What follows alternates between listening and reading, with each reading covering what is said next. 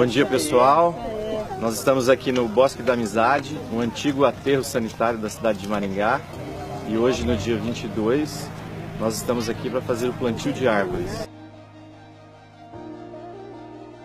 É uma ação que a gente faz todo ano, juntamente com o Rotary.